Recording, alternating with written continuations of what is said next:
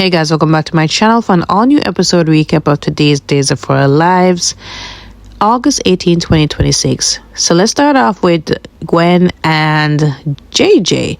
So Gwen was over there, she is out of the police station. She thanking Chad for lending Leo the jet to come rescue her, that she's back in town. Now she got a knock at the door and it's JJ unexpectedly. So she's surprised that he's here. And he's saying that, he's glad that she's okay, that she came back in one piece. And she's surprised to even know that he even cared that much about her. And he said that, he wants to know that his surviving sister is okay, that, he genuinely wants to know that. So she is skeptical because she thinks that it's for something else. It's because she is buying the hospital and she knows how the Horton family feel about the hospital, and JJ didn't even know that she was buying the hospital. He just really wants to know how she's doing, and she still is skeptical about it. But he's saying that, why don't I change that so that we can work on our relationship? And I just really find that really heartfelt, because Gwen does need good family support. He was even telling her how when they heard about her disappearance, her kidnapping, that Jack was on the phone with his contacts to try and see if they can locate her. He was working with Uncle Steve. So they do care about her. So she needs to just extend the olive branch as well and try to meet them halfway and stop having this chip on the shoulder and act as if nobody cares about her. Because we've learned that even Chad cares about her, Leo, now JJ, Jack, they're coming around. So she needs to also just meet them halfway. Holly and Tate, they were in the square chatting. Holly's talking about how she is going to miss Tate around the college campus, and Tate said that he will be visiting a lot and being in her bed. So anyway, she said that Ari will be there too. So he's like, well, if all things work out well, Ari might be in somebody else's bed. So they're hinting at Aaron. So speaking of Aaron, he ran into them and talked about how he and Ari kissed and he's over the moon about it. Then he left. Now after he left, they're happy about the idea of another couple around them. But they also talked about the Kyriakis mansion being up for sale and Xander having to speak to realtor about that, and she feels bad for the family, for Sarah, for her grandmother, because that house was a piece of her and Victor, and she feels bad about that. She also talked about how as much as she liked France and she missed her mom and Jude and Eric, she believes Salem is her home. A lot of people there, her friends, her family, and also Tate. So she doesn't want to leave from there at all. She talks about the whole drug ordeal and how, speaking to Aunt Sarah, she was able to find out that it could possibly be linked to Demira Pharma. EJ might be behind this. So Tate was surprised, but Tate was also saying, do you think that he used helping you with this lawsuit as a way to cover up what he did to you initially? So she said, Aunt Sarah thinks it may be a theory, but we can't really confront him because we still don't have concrete evidence or proof towards him. So moving on, Gwen was somewhere in the square, and Tate ran up to her like, oh my gosh, Gwen, you're alive and all of that. So Holly was taken aback by how Tate, went over to Gwen. I mean, I was even taken aback too. But anyways, he hugged her and she apologized for missing the workout. And he said that, she's been looking really well. And she said that, she can't wait to do the next workout. And Holly misread it, thinking that, Gwen was really being flirtatious with Tate. And she's like, are all your female clients like this? So he's saying no, it's nothing between him and Gwen, and he assures her that he only has asked for her. But I'm just saying, Holly, come on now, Gwen is way older than Tate. You think that he's going to really care that much about fraternizing with an older lady like Gwen? I don't know. I'm not trying to be disrespectful, but come on now, Gwen is way older than Tate. You have nothing to worry about. So Johnny saw Theo in the in one of the rooms. He was drawing blood, so he was surprised to see Theo there, but he also beforehand thanked him for, doing this blood transfusion for Chanel, because, Theo heard about what Chanel is going through and how she's doing. So Theo said it's not for her as much as he would want to help Chanel. It's for his mom. He's doing a blood transfusion for his mom. So Theo, Johnny was like, how is she doing? So Theo told Johnny about the latest with her, that she's dying, it is for the inevitable. So he's sorry to hear that. Now Theo is going on and on about EJ and how, EJ selfishly hid her from, him and his dad, and how they didn't even get time, to spend more time to spend with her, given that these are her final days. And he will never forgive him for just, thinking only about himself and not even giving her the proper medical care, hiding her in this room and not telling them about her, health status. So Johnny said, that's not true. So Thea is like, you knew about this, did you? So Johnny came clean, and Johnny said that, he spoke to his dad, and his dad swore to him that, this was Lexi's wish. This was what Lexi wanted.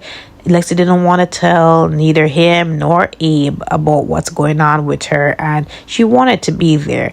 Now, Theo is like, and you're going to believe EJ after what he's been doing to this family, to the company. Like, EJ don't care about nobody but his own self, to save his own self. Why would you believe him? Like, I can't believe you would do this to me. Like, I thought I could trust you. So, he's upset at Johnny, and he's saying like Johnny is really turning out to be his father. And it was so eerie what Johnny was saying, that I did this all for family. This is textbook EJ. He's starting to become like a mini EJ.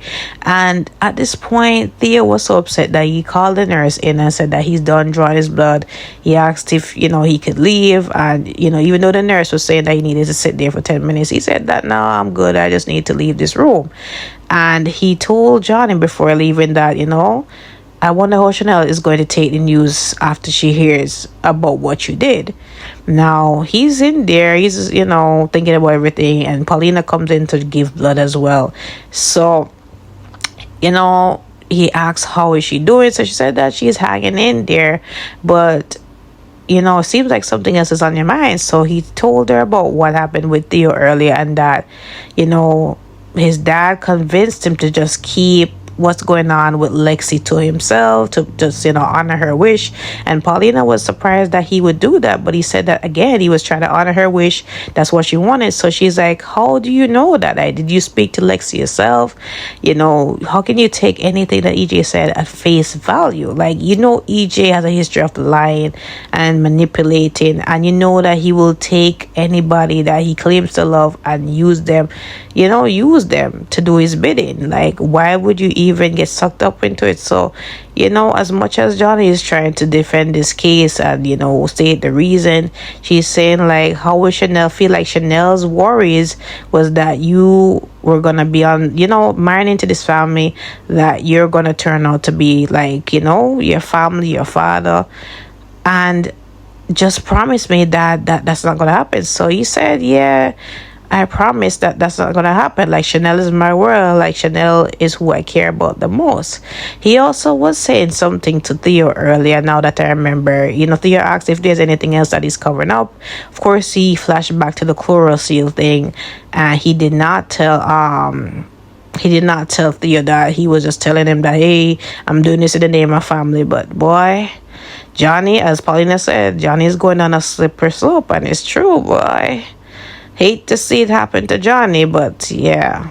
All I'm just asking at the end of this, like, why don't these people ask Lexi and confirm with Lexi that Lexi wanted this? Because I'm not going to take up for EJ on everything, but come on now. Lexi did make EJ promise not to tell her loved ones that she's dying. And also, she wanted to be in that room separate and away, even though he, suggested that. She just didn't want no access to no medical care. He asked, right? But again, y'all going to want to like always pin every little thing on EJ, and now poor Johnny in the mix of that. Like, even with this scenario, I feel a little bit bad for him. He even went over to Johnny, Theo, and see if he could do something different. But Theo said the damage is done.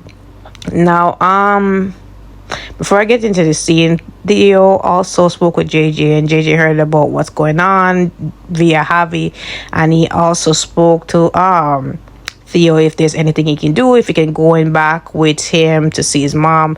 And Theo said, no, I appreciate you coming, and in this time you really know who your real friends are. And that's when he was speaking to Johnny after that, and said that there's nothing that he can do. He's like over talking to him, right?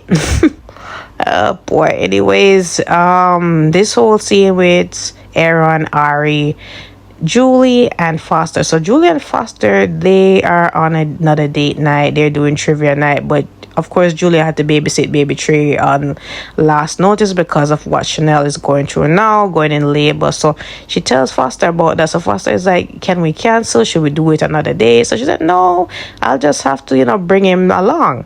Now, also Aaron, he went to the pub. I was already there talking to her great grandfather Roman, and she was talking about how the Kirakis estate is going up for sale, and now Kate won't have a place to stay. Maybe she can go back into my old room because I'm moving out. So Roman, with his stubborn self, he's saying that that's not possible, and she's a big girl, she can basically handle herself. There's many nicer rooms at the Salem Inn.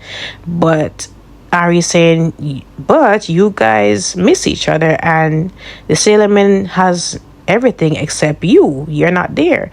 So it had to be interpreted because Aaron came over there, and Roman was saying, why don't you guys do trivia night together? So they agreed to do that, and then they go over to see Julie and Foster and the baby, and it was so cute. Aaron was looking at how big Trey got, and Trey was all smiles, and he held him because Julie asked if he wanted to hold him, and Ari was like, he has your eyes. So he's just amazed at how big his son has gotten, and Ari's like, do you ever regret giving him up for adoption? So he said, no, it was the best decision, and I'm not ready to be a father yet, but maybe one day. So I'm wondering if Chanel and Johnny would tell him the truth when he gets older, that I am his father. So he said, it's an open adoption, possibly. So he also is also worried about how how they're gonna tell Trey about Sophia. So Ari said that there were good things about her. I'm sure they will know how to tell him about her. And Sophia was really struggling, but she definitely was a good person before.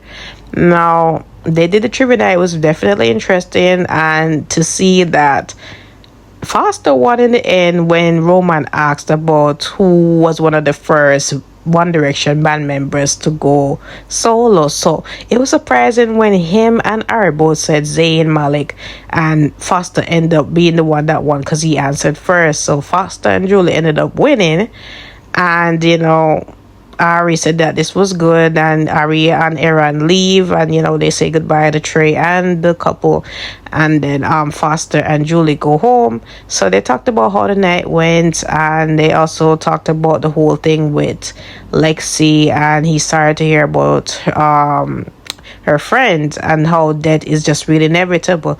So they were in the room, they kissed, they almost kissed, and JJ walked into it. So he leaves. It's all embarrassing. So JJ wanted to know, being Snoopy, and asked about her night with Foster and how it went. And she said, there's nothing more to it other than it was an amazing night. We won, and that's all you're gonna know. So she decided to skate the whole topic and said, if you're gonna get one cookie out of that. I thought it was really cute. I also thought when baby Trey was raising his hands when Foster Julie won, I thought it was the cutest thing ever. But yeah, that was really it for today. Today's episode was good, I must say. Comment below your thoughts. Let me know. Don't forget to like or subscribe to my channel. I will see you guys tomorrow.